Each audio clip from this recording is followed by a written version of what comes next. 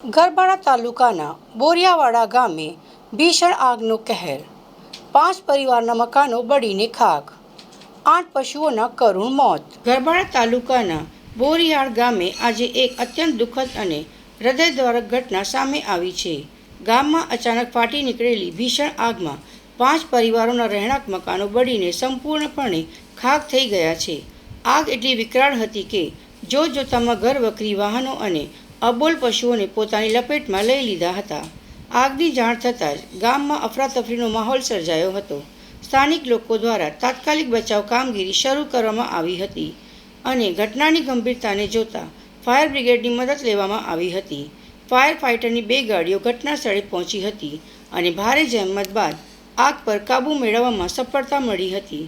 સાથે જ ગરબાડા પોલીસ તેમજ 112 ઇમરજન્સી સેવા ટીમ પણ તાત્કાલિક ઘટના સ્થળે પહોંચી હતી. મારું નામ ભોરિયા મુકેશભાઈ રામસિંહભાઈ, હું બોરિયાલા ગામનો વતની છું.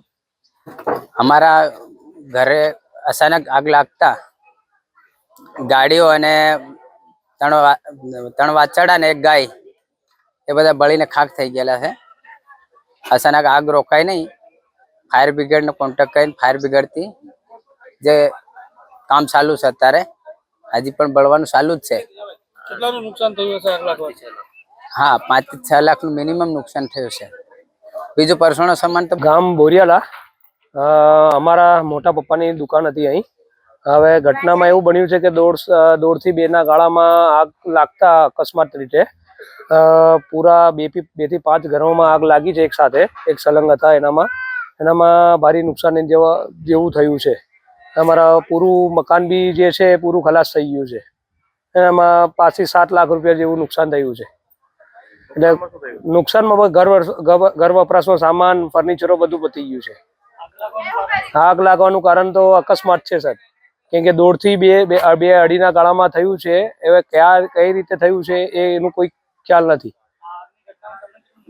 આખની ઘટનામાં મને 7 થી 8 લાખ રૂપિયાનું નુકસાન થયું છે.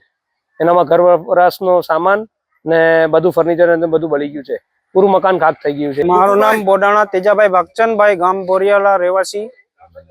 અમારે લગભગ આગ લાગવાથી બકરા 3 હતા, પછી બધું અનાજથી માંડીને બધું, પૈસાથી માંડીને બધું હતું.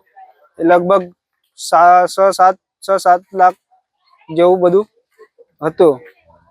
એ પાર બધું પૂરું જ થઈ ગયું છે. આ ઘટના કેટલા વાગે બની? ઘટના 1:30-2 વાગ્યાના ગાળામાં. કયા કારણો સર? એ પાછળથી જ આગ લાગી, ખબર નહીં, અચાનક જ.